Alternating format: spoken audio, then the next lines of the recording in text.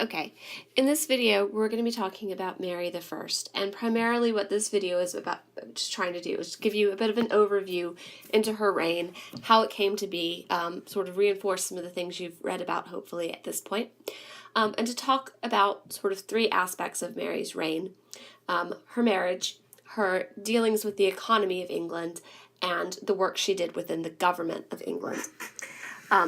The next video will deal more fully with questions of how Mary treated religion in England, and it will also look a little bit more at the question of rebellion under Mary, which is, as you'll see, is tied to her marriage. Okay. So I want to start with a few reminders. First of all, you'll remember that Henry VIII died in 1547 and was very quickly and very easily succeeded by his son Edward VI. There was really no question about it that the male child of Henry VIII should be the one to rule after him. You'll remember that Edward VI ruled from 1547 to July of 1553. And during that entire time, he's a minor. He is not old enough to rule for himself, although by the end of his reign, he's a teenager and he is beginning to express some preferences. You'll remember that he was actually ruled for, though, by two more or less regents. First of all, Somerset, and second of all, Northumberland. Edward VI, when he dies, is very concerned about the fact that he might be followed by his Catholic sister. And because Edward is such a fervent Protestant, he is going to name his cousin Jane Grey his heir instead of his sister Mary. While some accepted this, and generally they were the people who were most fervently Protestant, many did not, okay? And the people of England are actually going to rise up in support of Mary. By August of 1553, Mary has gathered support, most of it from sort of the gentry and the yeomanry. Yeomanry would be sort of the middle-class farmers of England. She has a little bit of noble support, but not as much as you would think she might. The nobles at this point seem to be sort of playing a bit of a waiting game, trying to decide which side they should actually go to. But by August of 1553, she's gotten enough support that she feels that she can march on the city of London, which is where Jane Grey and her husband, Guilford Dudley, are ruling as queen and king, and Mary, comes in and gets public acclamation as queen, so she very quickly gets acclaimed by the public as their queen. She tends to think that this is very much about sort of religious right. She tends to think about this as a sort of God-given role. She's there to bring Catholicism back to England. The people of England probably think of it as much less of that, and they see it more as sort of this is what should be done. She is the next eldest child of the king, so of course she should be the next in line to the throne, despite what Edward said in his will. Jane Grey is the great niece of a king. Mary is actually the daughter of a king, therefore she should definitely be queen over Jane Grey. And so Mary has the support of the people, and Jane Grey and her supporters very quickly sort of capitulate and realize that they've been beaten by Mary. And so on 1st of October 1553, Mary is crowned queen by Stephen Gardiner, the Bishop of Winchester. And this is a really, really key thing, because you would normally expect a queen or a king to be crowned by the Archbishop of Canterbury. But remember that Mary is Catholic, and the Archbishop of Canterbury is still Thomas Cranmer, who is very, very Protestant. So she chooses instead a sort of hardline Catholic, Stephen Gardiner, who has been sort of shunted aside in terms of his role within the church because of his Catholicism. So she's sort of really saying here, no, I'm trying to bring Catholicism back. And as a little bit more of a reminder of who Mary is, you already should know that she's the daughter of Henry VIII and his first wife, Catherine of Aragon. Because she is the eldest daughter of Henry VIII, she is considerably older than either Edward or Elizabeth. And in fact, by the time she becomes queen, she's 37 years old. She's also unmarried at this point, basically because nobody has quite known what to do with her. Is she the daughter of a king and a queen? Should she be considered a legitimate princess? Can you marry her off to a king or a prince?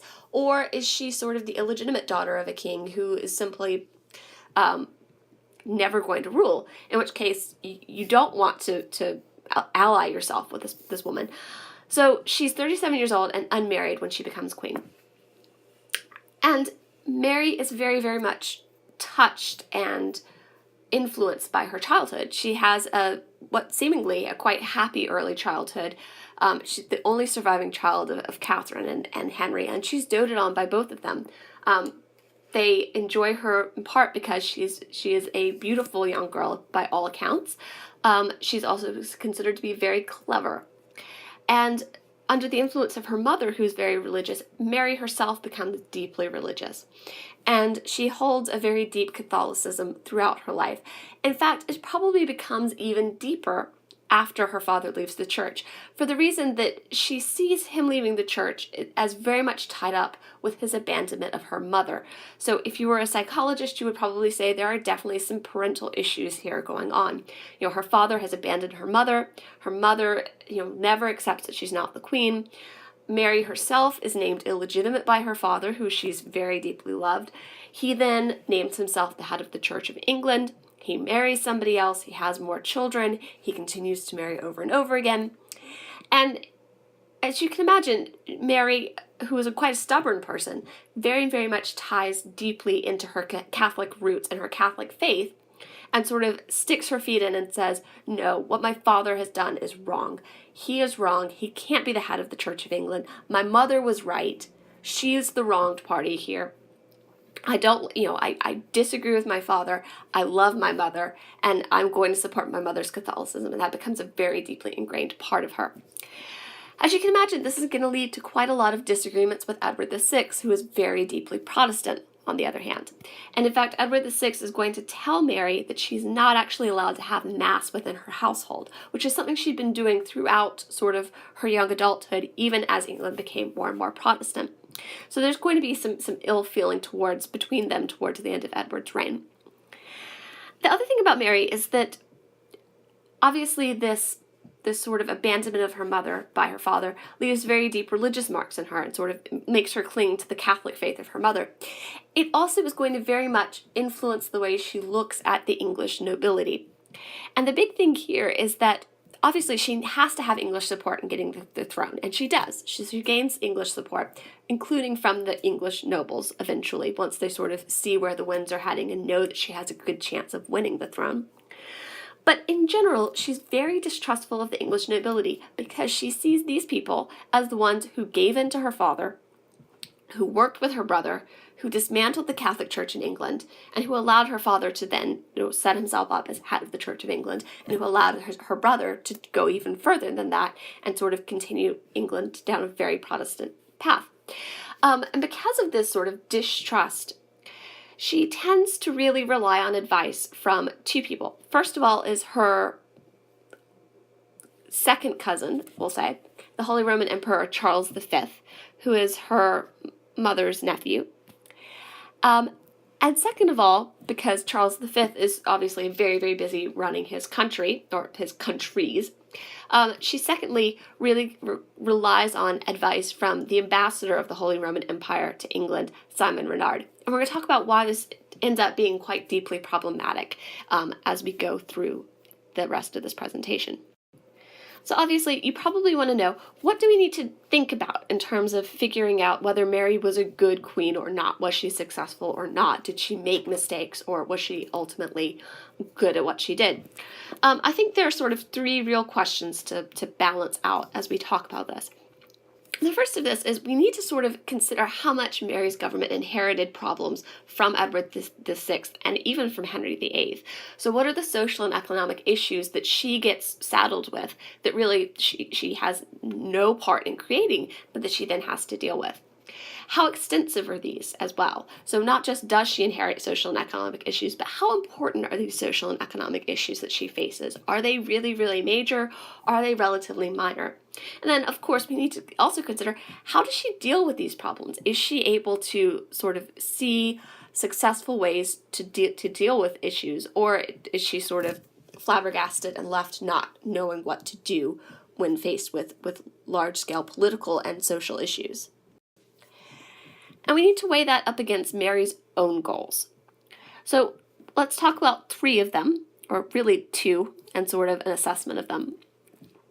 The first is that Mary again, no surprise, is very, very keen to return England to the Catholic Church. That is probably her main major goal. She sees that very much as a center core part of her being is her Catholicism.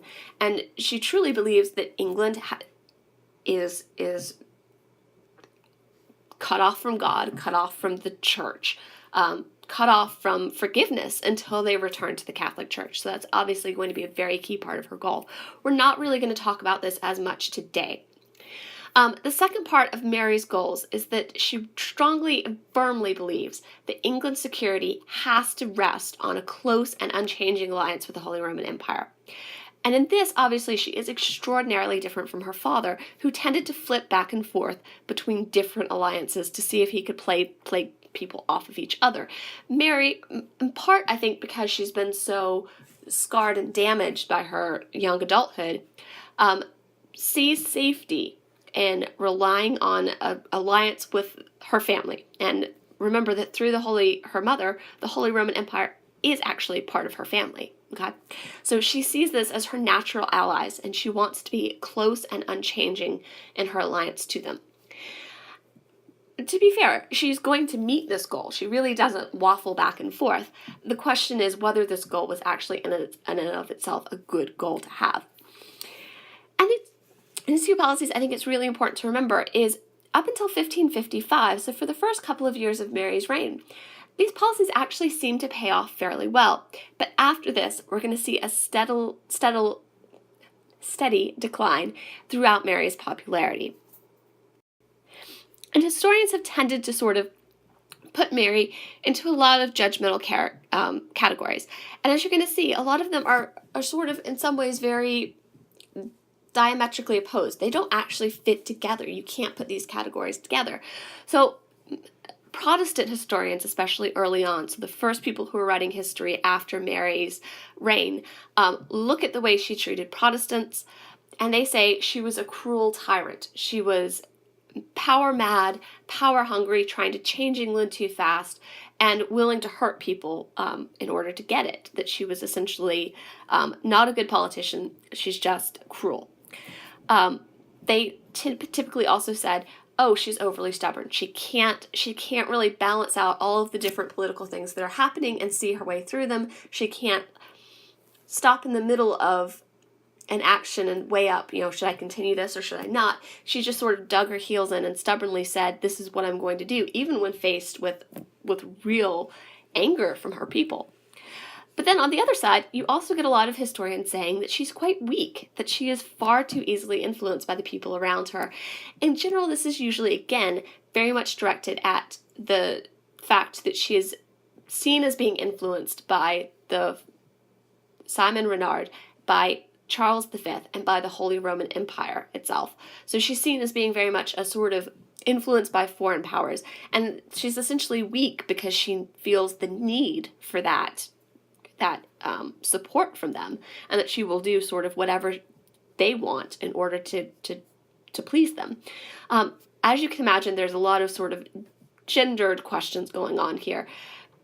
Mary herself sort of says at one point to people, if I was a king of England, you would not speak to me thus. And the question is actually for historians, when you say she's weak and when you say she's easily influenced, how much of this is because that's what you expect to find?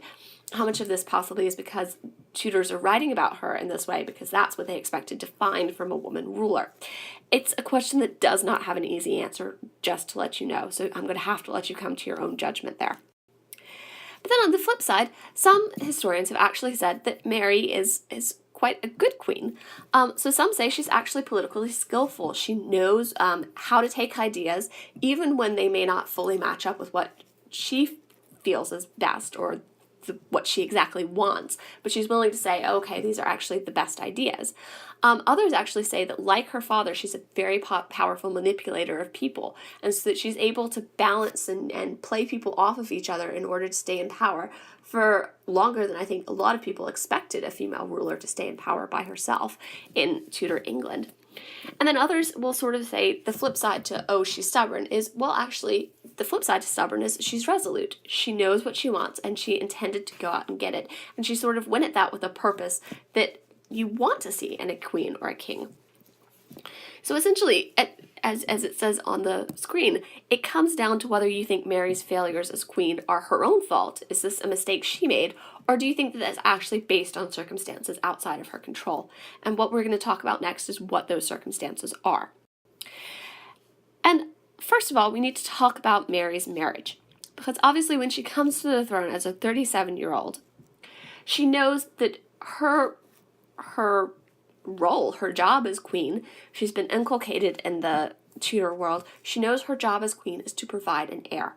And she very much wants to provide a Catholic heir for England. So she wants to turn England back into a Catholic dynasty.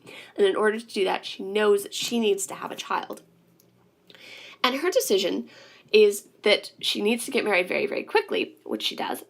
And she decides that she's going to marry Philip of Spain. And this is really a key decision point in her reign.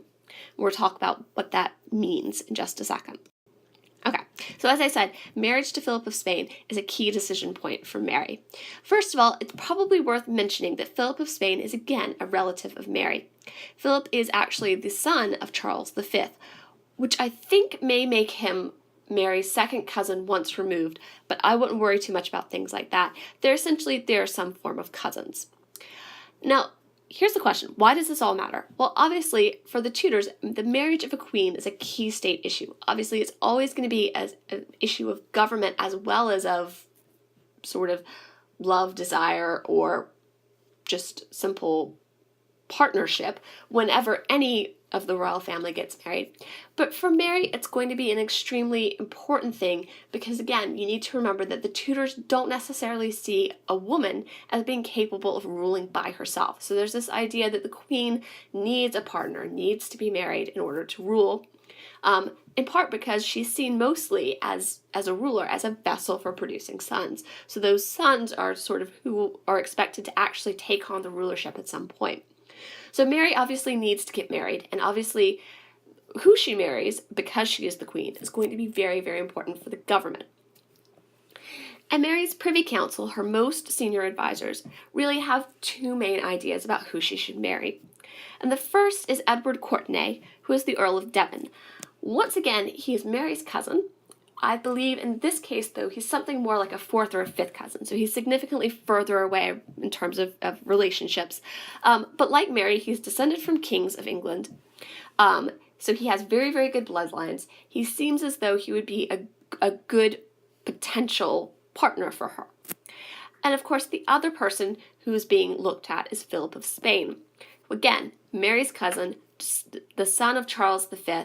He is actually already taking over and ruling Spain for his father, who is becoming older and sort of giving up on some of his leadership roles. So you've got these two main claimants, one of which is a homegrown Englishman, and the other is a Spaniard. Okay?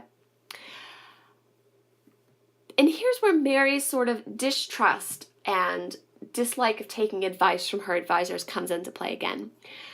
It's pretty clear by around September that Mary is very much leaning towards Philip. And in fact, some of her advisors even sort of say to her, we know this is how you're leaning and we will support you. In part, mostly because they thought that supporting her would get them the things they wanted, more power, more prestige, because she would support them. By the 27th of October of 1553, Mary has made her mind up completely. And so she's made this unilateral decision, this one-sided, this is what I'm going to do kind of decision. And she goes in and she actually tells the Privy Council, she doesn't ask them, she doesn't say, I'd like your advice. She says, I'm going to marry Philip of Spain. And of course, for some of the Privy Council, this is absolutely fine. They've supported him. But for the other side of the Privy Council, this is actually a big problem because there is a real fear that if Mary, as this woman, as a queen, so as this sort of person who's not seen as strong enough to rule in her own right, if she marries a foreigner, what happens? Does England become essentially a puppet state of the Habsburg Empire? If Philip eventually takes over as Emperor of the Holy Roman Empire when his father dies, does he basically just eat England up and make it part of that empire? And there's a real fear that that could be true. That could be what was going to happen. Of course, if you look at it from the other side, even if Mary had decided to marry the Earl of Devon, Edward Courtenay, there would have been problems with that decision as well. So Mary is really sort of faced with a decision that doesn't have a correct answer. Because while of course there are problems and worries about her marrying Philip of Spain, this foreigner, there would also probably have been some serious worries about her marrying an Englishman. Not in the least because if Mary marries an Englishman, all of a sudden you've got a Courtenay ruling as king. And his family would obviously do very, very well out of that. But the question is, would other families do nearly as well? Or would it cause some serious rifts between the aristocracy of England, who are fighting for power, and who sort of see one of them rising up and becoming king, and sort of invoke a lot of jealousy because of that? So obviously there are problems with her marrying a foreigner, but by the same token, it is by no means certain that if she had made the other decision, that the people of England would have been any better off.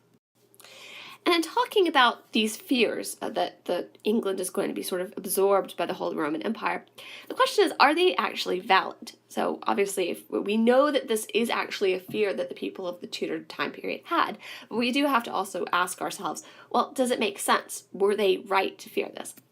And when we actually look at the marriage treaty, which was ratified, so signed fully, on the 7th of January in 1554, it's actually very good to England.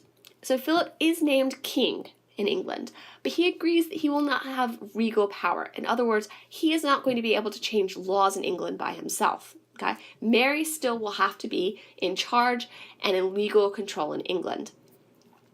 The second thing is that the Privy Council, Mary's main advisors, are to remain all English. In other words, you will not have Spanish people coming in, or Dutch, or people from the Holy Roman Empire, so any of those areas. They will not be coming in and actually sort of infiltrating Mary's council. They will not be giving her advice. And that was something that was very important, because that is very much a fear, is that if she has too many advisors who are foreign, she's basically just going to do what the foreigners want. The marriage treaty also says that England doesn't have to be involved or pay towards the cost of any of Philip's wars. And again, this was a real fear for England, was that Mary is going to be forced to spend all of England's money going to war because Philip wanted to go to war. Again, I think there's sort of a fear that, very much like Henry VIII, Philip really likes war for the sake of war. England really knows it doesn't have the money or the financial standing to do that. So there's a fear that England could be forced to do that. The marriage treaty, though, says unilaterally, no, that will not happen. England will have to decide, and Mary herself will have to decide and agree if she wants to be part in any of these wars.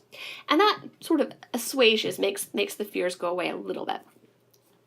And then last but not least, and this is really important, is that if Mary and Philip had no children, the kingdom is set to go to Elizabeth on Mary's death. So again, there was a fear that possibly the marriage arrangement would say something like, if Mary and Philip have no children, the kingdom will go to Philip on Mary's death, which would be very, very odd, since he is not really directly in line for the English throne. So the marriage treaty just makes it very, very clear that actually, no, Elizabeth will continue to be Mary's heir, although of course, both Mary and Philip are hoping to have children.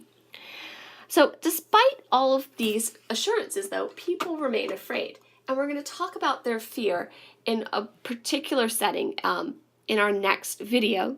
But what you need to know is that basically a rebellion breaks out called Wyatt's Rebellion in January of 1554. To a large extent, this rebellion had been planned before. And a lot of it has to do with two things. First of all, it has to do with a fear that Mary is relying too much on foreign advice, particularly Simon Renard's, the ambassador from the Holy Roman Empire's advice. It is also, as far as historians can tell, to a certain extent, supported by people who are unhappy at the way they see Mary going in terms of the church. So people who sort of see the way the wind is blowing and realize that actually Mary is very fervently anti-Protestant and pro-Catholic. And then third, it must be said, and I think it's really important to remember this for all of the Tudor rebellions, that the rank and file, the large part of the people who are taking part in this rebellion, the lower classes who are making up sort of the foot soldiers of the rebellion, a lot of what they're actually very angry about has less to do with sort of big policy, like Mary's marriage, and much more to do with the fact that economically England isn't doing well at this point. And we're going to talk about that later, but I think it's just really important to remember that a lot of the people taking part in this rebellion actually are not so much angry at any sort of big picture question. They're angry because their economy isn't doing well, and they see that the government sort of hasn't solved it for them. So they're angry about the economy rather than anything else. Okay. The second question, turning from there, and we're going to talk about the rebellion again later, as I said before, is what about Mary's government itself? So some historians have actually claimed that Mary's Privy Council is more or less in a stalemate. It's not able to function. And I think it's probably worthwhile to look at sort of the arguments for and the arguments against this. And the arguments for the fact that Mary's Privy Council is just not functional is that it's very, very large. So membership reaches up to 43, which is a lot of people to have making day-to-day decisions in the way that the Privy Council was at the end of Henry VIII's rule. And the second thing is, if you look at the Privy Council, you realize that part of the reason that it's swollen in membership is that Mary has actually put in a lot of Catholics who previously supported her, who she trusts. She's put them into the Privy Council. So first of all, that's swelled the numbers up pretty significantly. The second problem is, because Catholics had sort of been in a decline from the middle of Henry VIII's reign, a lot of the people she's choosing and putting on the Privy Council don't actually have political experience, nor do they seem to have a great deal of political ability. To be fair, she's reigning for 5 years, so the amount of time they have to get that experience is relatively low. But I think it's important to remember that is one of the attacks that's aimed at them, and it does seem to be true. The last thing that sort of gets historians worried about Mary's Privy Council and makes them say, oh, it couldn't have functioned, is that it seems that Mary lacked confidence in her Privy Council. As you've already seen with her marriage with Spain, she would often come in and say, this is my decision. And generally she's making that decision based on the advice from the Holy Roman Empires, and that got cut off for some reason. So let's see if I can make this better. Ambassador.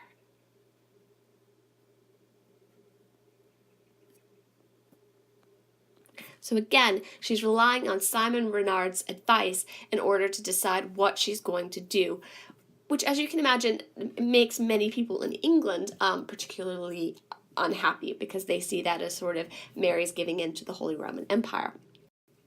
And sorry, again, this seems to have gotten cut off. But the flip side to this is that actually historians have pointed out that there are some real reasons to say that all of those problems that people have presented actually weren't as problematic as you would think they were, and that don't mean that Mary's Privy Council couldn't function. So first of all, historians who say, no, actually the Privy Council was fine, tend to point to these three things.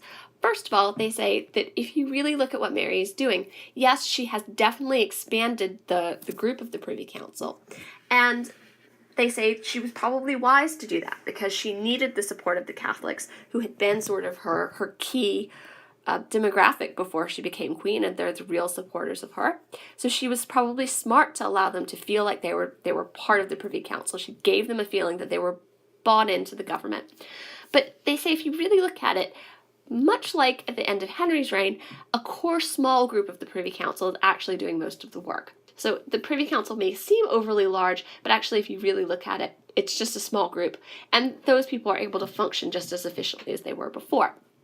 The second thing that historians say is that, again, while Mary very much liked to make members of the Catholic Church, Catholic friends of hers on the Privy Council, she liked to make them feel as though they were part of it, she was also not so blinded to the fact that she needed skilled administrators that she just ignored people who come before. So if you actually look at the administrators, and particularly an administrator named Paget,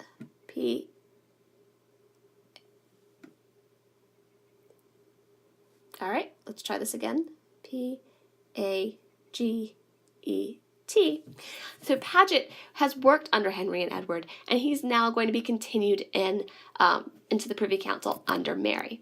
Okay, and that's really important, because basically it shows you that Mary does have the knowledge and the forethought and the political acumen or skill to know that she needs people who can do this work. Okay, she doesn't just need supporters, she needs people who know what they're doing, and she acknowledges that and she brings them into it. And then a lot of other historians sort of have said, initially it was very much set up as there was a huge rivalry between Catholics that Mary brought in and more moderate or more Protestants who had been sitting in the Privy Councils under Henry and Edward. And that there was this rivalry and nothing ever got done because there was an enormous deadlock between the two. But historians looking at this later have actually said if you really look at the day-to-day functioning of the Privy Council and the day-to-day sort of movement of the Privy Council in working with Parliament, it's actually kind of remarkable that they don't seem to be nearly as at each other's throat as you would expect them to be. And in fact, quite often they sort of set aside their rivalry and they say, look, if we don't work together, England is not going to function. And they say, basically, we're going to work together to ensure that England does continue to function. And so that's going to be very important. So historians say that rivalry that some people claim between Catholics and moderates just isn't real. It's not there. It's sort of made up because it seems like that should be what's happening. But actually, if you look at it, these people are putting aside their religious beliefs and sort of their religious dissension in order to actually get things done. All right, so moving on from the question of Mary's government itself, well, let's talk about Mary's financial reforms, because obviously she's got some big problems. As you already know, even at the end of Edward's reign, the finance of England is not in a very, very good position, and we're going to talk about sort of the specific monetary policy later on in the next couple of slides. But I want to mention, and I think it's very important to mention, that when Mary comes in, obviously she's bringing in Catholicism with her, and she very much wants to return England back to the way it was. But Mary isn't a fool, and she knows that Parliament, while they can be persuaded to repeal a lot of the laws that Edward made that made England more Protestant, what they're not going to be able to do is take away the lands that have been sold off to people that sort of came into the public domain when the monasteries were closed down. So Mary actually is going to give away a lot of her land, the crown lands, to establish new monasteries because she sees that as a very important part of making England Catholic again, is bringing in monasteries.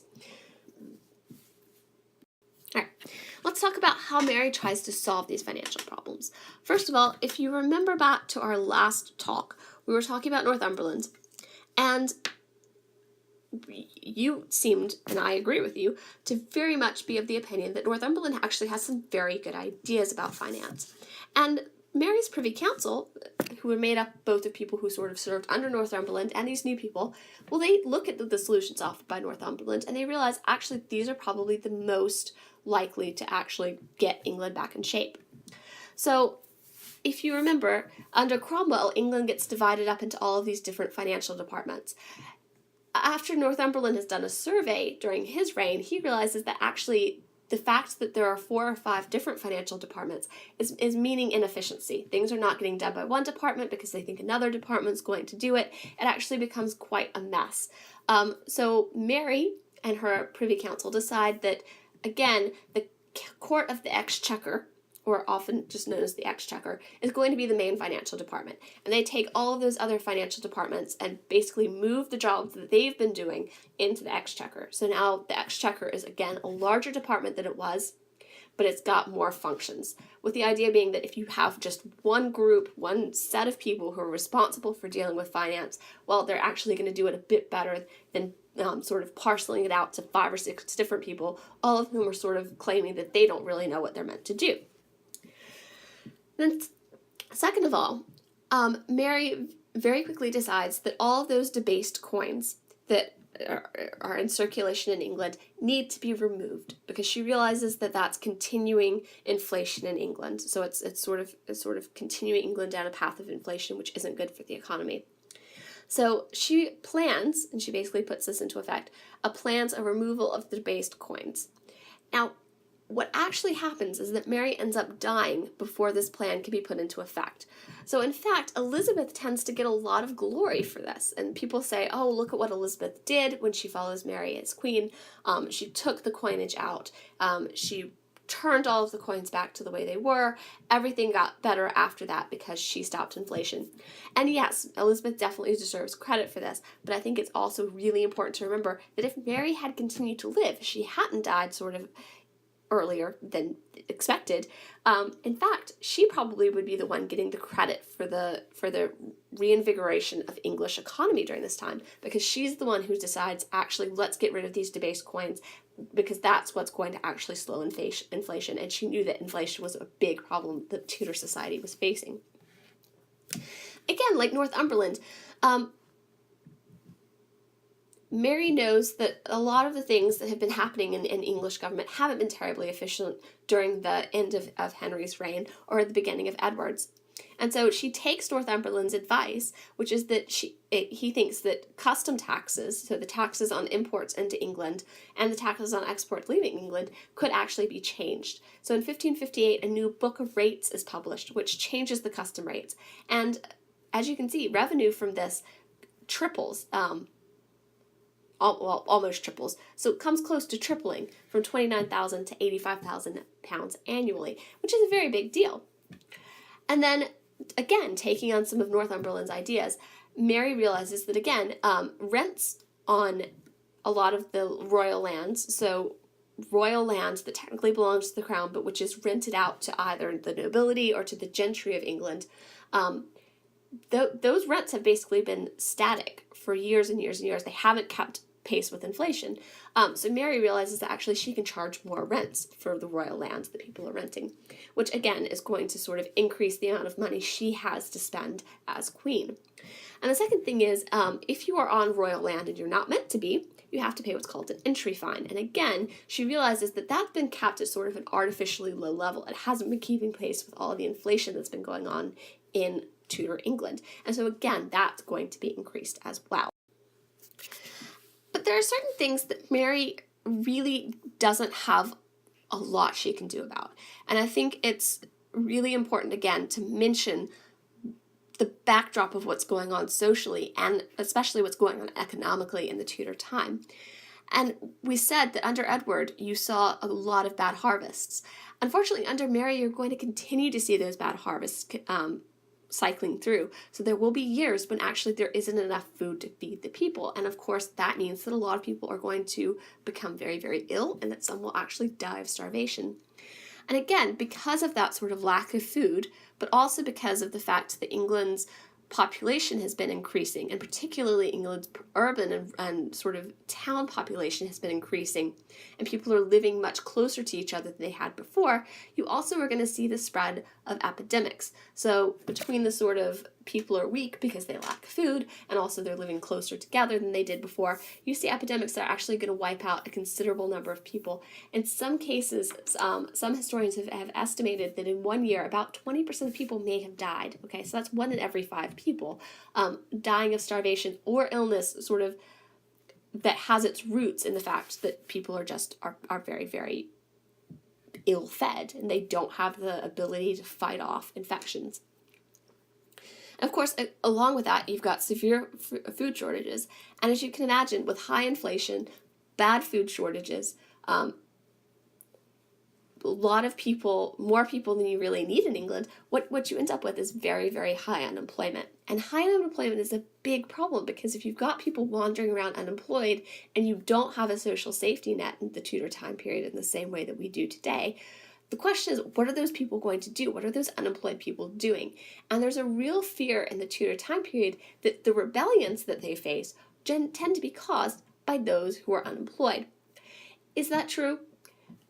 Yes and no. Obviously, the people who sort of see themselves as hopeless, they don't have a job, they see no possibility of getting a job, they do tend to be attracted to these sort of rebellions that promise them a better life or promise them a return to the past when, your father had a job and food aplenty and he could feed you. We can make it like that again. You can again be the man of your family and feed them and you won't see them starving. So yes, high unemployment definitely does tend to sort of go along with rebellion. But as you've already seen, unemployment is definitely not the only reason that rebellions exist in the Tudor time period. There are also questions of religion, and generally there are also questions of government that are coming into play, because rebellions as they begin do not just come from the lower classes. They tend to be organized by somebody who is at least middle class, and quite often somebody who's sort of even higher up, so upper middle class, or even into the nobility. So food shortages and high unemployment, obviously they pose a problem, but they probably are not the only cause of things like rebellions. Okay, so let's talk about Mary's solutions to the economy. In one way, Mary's solutions to fixing the economy of England is very much a hearkening back to the past. So she's looking at one of Henry VIII's policies, especially in terms of movement of workers, and we'll talk about that in just a second. But she also has an aspect of her policy on stabilizing the economy that very much is beginning to look forwards. And it's really going to be an idea that her sister Elizabeth is going to turn into a very good idea and a very profitable idea for England. But I think it needs to be remembered that Mary is actually the first person coming up with this idea. Okay, so the first thing is that Mary decides, like Henry, to restrict the movement of textile workers from the towns to the country. And that basically means that anybody who's working in the textile industry is not able to sort of freely move around England as they want. And that sounds a little strange, and you'd wonder why exactly they're focusing on textile workers. Well, two things. First of all, aside from farm workers, textile workers are probably the biggest industry that exists in England. There are somewhere around 200,000 people working in the textile industries. Second of all, the textile industry workers tend to be a bit more radically Protestant, so Mary worries about them for that reason. They also tend to be more literate, which again can cause some issues because it means that they're more likely to take part in rebellions and they're able to sort of organize rebellions much more. So Mary decides to follow her father's policy of saying that textile workers can't just move around as they want. They need to be set up in one town, and once they're set up there, they can't move without permission. And there are a couple of reasons for this. Obviously, it's meant to sort of calm and keep them from taking part in rebellions, but it also has a really big part to play, or plays a big role in the question of how do you deal with the unemployed. And for Mary, this is very much a question of local authorities, because the people who are meant to be helping the unemployed during the Tudor time period are town councils, or basically local town village governments. And there is actually a sort of a nicer reason for her to tell people they can't move around. And that's that it forces the towns to actually deal with the issues of unemployment on their turf. So if unemployed people were able just to move around as they wished, what would often happen, and what you actually see happening in time periods when this sort of law isn't really practiced, is that you get towns basically moving the unemployed out. If you're seen around and you don't have a job, they try just to sort of make you leave. With the idea being, if you leave, if you go to another town, well, you're not their problem anymore, and they don't have to spend the money to help you. Okay? By saying that these people have to stay in one town, Mary is basically saying to the towns where they're living, this is actually your problem. You do need to figure out some way to help and support these people. So it plays a dual role. She thinks and she hopes is going to help limit rebellion, but also it's meant to sort of make sure that the towns are actually caring for their unemployed rather than just shoving them off and trying to give them to somebody else to deal with. And the second thing that Mary does in order to stabilize the economy is actually quite forward-looking, because it's during this time period, during the 1540s and the 1550s, that you see a lot of European countries beginning to explore the rest of the world. So the Portuguese are looking for a way around Africa. They're exploring South America. The Spanish are exploring South America and North America. And Mary realizes that actually these overseas markets could be a very good thing. First of all, they might have products that the English want. And if the English can get those products, they could sell them to other people, and that would boost their economy. Or, possibly, this is a place to send some of those unemployed people who don't have jobs, who don't seem to be sort of able to find anything. Maybe they could go to these new places. And they could then set up lives there. So Mary funds exploration of North Africa, and she's also looking for a passage to Asia because she's convinced that that's where the real market economy is happening. Like pretty much every other English and European ruler who's looking for a way to get east by going to the west, she's going to miserably fail, but she does try. So she's sort of looking ahead. The problem for Mary is that because she doesn't want to anger Spain, because remember her husband is Spanish, she's very limited in sort of where exactly she can try to settle. So as you can see from this image of Spanish and English exploration in America, the dark lines towards the south, those are all Spanish lines, and this is where the Spanish are exploring. And then the sort of dotted lines are up in the north. And you can see that there's very sort of clearly a line, a demarcated line, where she doesn't want to go below, because that would be competing with the Spanish. The problem is, the area of the Americas that the Spanish have is the part with all the good stuff, and it's also the part with the climate that people might actually want to move to. The bits that Mary's looking at, they have some very nice fish, and the fish will help boost the economy a bit, but it doesn't have the same amount of stuff that the Spanish explorers are finding, nor, especially towards the north, is it particularly habitable, so it's not a place that many people want to move to. As I said, in fullness of time, Mary's sister Elizabeth is going to fund more extensive travel into this new world, and it's going to become a very, very big part of the English economy. So in a way, Mary has the right idea, but she doesn't last long enough to actually see it in fulfillment. And then last, let's talk about Mary's foreign policy. And again here, I think we can agree that Tudors tend to not have a great foreign policy, and Mary's, again, is going to be seen as basically pretty disastrous. Philip, Mary's husband, is very much in his marriage with Mary for diplomatic reasons. He sees England as a good ally, he sees Mary as a good ally, and therefore he wants the marriage to succeed. He does not, however, see it as a real partnership, as a real loving marriage, and so he's actually in England relatively infrequently. So he comes in 1554, in July. He comes over to England. He and Mary live together for a bit.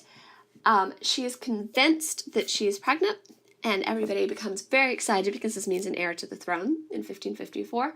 And they tell her to expect the baby in sort of spring of 1555. And unfortunately, by the time the summer comes, it becomes very clear that she has experienced what's called a phantom pregnancy. She's not actually pregnant. Historians have debated a lot of different reasons that might be behind this phantom pregnancy. Some people say, oh, actually, maybe she had a uterine or an ovarian cyst that grew and made her appear pregnant, because she does seem to experience all of the signs of pregnancy. She fooled her doctors. Others say that actually there are instances where a woman can so fervently believe she is pregnant that she actually begins to show physical signs, including her stomach swelling, her breasts becoming tender, and all of those other things that tend to be associated with childbearing. So the question of whether this was actually a physical thing or whether it's a psychological thing, historians still don't know. But Philip leaves after that, and he doesn't come back for a good 2 years, so he doesn't come back to England until 1557. And Mary at this point is becoming increasingly desperate to have a child. And Philip comes in 1557 to a delighted wife who believes that maybe finally they're going to have a full marriage and a sort of closer marriage than they have before. And again, Mary believes she's pregnant. So once again, she's going to become very, very convinced that she's actually carrying a child, and that she's going to have an heir for England, a Catholic heir for England. And again, it turns out that she's going to be mistaken, and that it's another phantom pregnancy. She's not pregnant, really. She doesn't have a child. But while Philip is there, possibly because of Mary's delight, possibly because Mary really just sees her foreign policy as being very tied up in being a good ally to the Holy Roman Empire, and Philip is sort of the heir apparent to the Holy Roman Empire. For either of those reasons, when he comes to England, Philip wants Mary to agree to bring England into war with France, a war with France that he is beginning. And Mary does agree. And unfortunately for Mary, this war does not go well. In fact, it goes fairly disastrously. And in 1558, England loses Calais to France. And this seems like a very, very small issue, because Calais is really not a very large town. It's, doesn't have extensive lands. You might think, well, what's the big deal? the problem is that Calais is the last English stronghold in France. And remember, Henry VIII has been obsessed with this idea that he's going to return the English kings to holding France, that he's going to conquer France. And that has been part, really, of sort of the English people's mindset for years, is that what kings and queens do is they make war on France, and they try to get land in France. And Mary losing Calais is a very, very big blow to the English, because Calais is the last land England held in France. So essentially, she has lost the last little tiny bit of hope that England had that they could actually hold on and possibly again gain control of France someday. So she's basically, by losing Calais, she's basically made that not a possibility anymore. And so a lot of historians have given a lot of grief to Mary for this foreign policy, for agreeing to go along with Philip, and for then losing Calais. Again, though, as historians sort of have come further from the Tudor time period, and they've sort of looked at Mary a little bit more kindly and sympathetically, some have pointed out that actually this is probably not that big a deal, and in fact may have actually helped England in the long term. Because those historians say, if you look at this whole idea of England taking over France, that was always a medieval idea. It wasn't really going to happen. It's a sort of desperate clinging to the past of English kingship. And so these historians say that actually losing Calais frees up Mary, and more importantly, frees up her successors, particularly Elizabeth, to start looking at the rest of the world. And that's where that idea of sort of exploration comes in again. Okay? But at the time, certainly, and this is really important, at the time that this happens, it is very, very problematic in England. And the loss of Calais is really going to lose Mary a lot of the remaining goodwill that she has from the English people, because they're angry that they see Spanish influence in this. They believe that she's being sort of led on by her husband to do this. They're very angry that this war is causing money to be drained from the economy, and at again, a time when the economy is not doing well in England. And as we're going to see next time, it is also going to cause some significant anger about the fact that they see this influence in France, this loss of English stronghold in France, at the same time that you've got a queen who's married to a foreign husband.